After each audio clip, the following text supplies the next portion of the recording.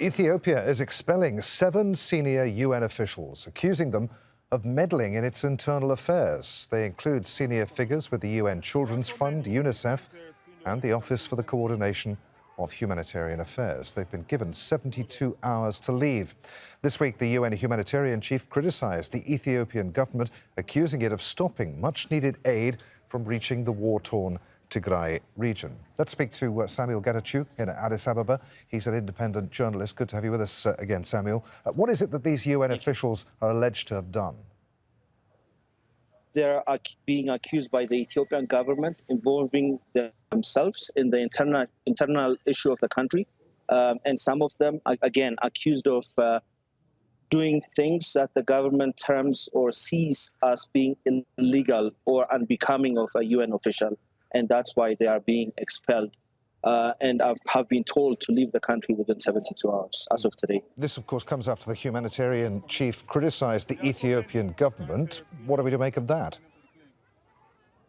Well, you know, the UN agencies and the Ethiopian government side, they haven't been seeing eye to an eye. They've been accusing each other of different allegations going back and forth. The Ethiopian side has been saying that they're open to sending aid or assisting the UN sending or being able to deliver aid to Tigray. The UN has been accusing the Ethiopian side of preventing them from delivering aid. So the allegation between them is day and night. It's black and white. So this was expected to come.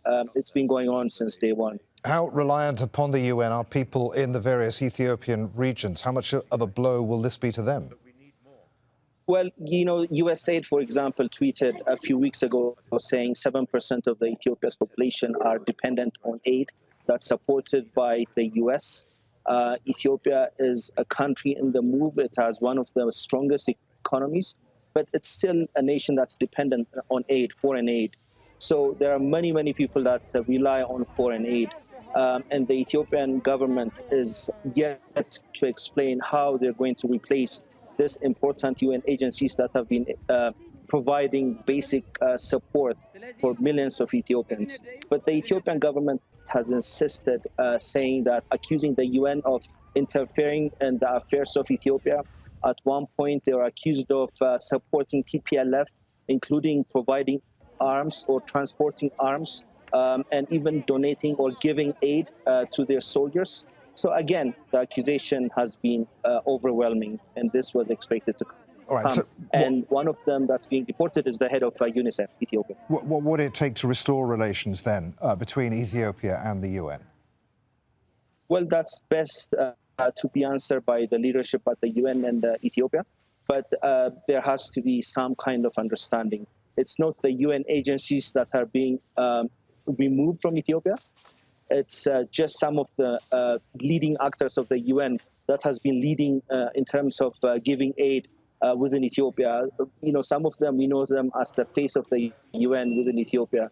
So, I mean, this is, while it was expected to come, again, it's a shock. Samuel, good to talk to you again. Many thanks indeed. Samuel Getachew there in Addis Ababa.